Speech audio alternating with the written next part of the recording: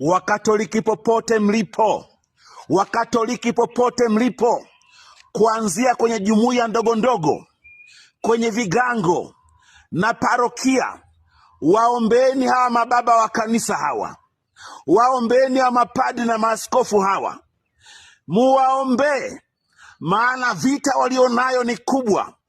Wameubeba msalaba kwa ajili ya hili taifa, wamebeba msalaba kwa ajili ya hili taifa. Kumbuka, wanasiasa sio watu, wako tayari kuangamiza roho za watu kwa ajili ya manufaa yao. Vita walionayo wa mababa wa kanisa ni kubwa. Ninawaombia Wakatoliki, kasimameni kwa ajili ya mababa wa kanisa hawa, kasimameni kwa ajili yao, mukawatetee, maana wamebeba msalaba kwa ajili ya hili taifa, wamebeba msalaba kwa ajili ya hili taifa.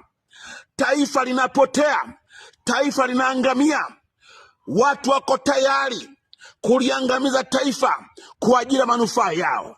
Ninawaambia Wakatoliki popote mlipo, mukasimame kwa ajili ya kanisa, maana hawa mababa wameamua kutoa uhai wao ili taifa liwe salama.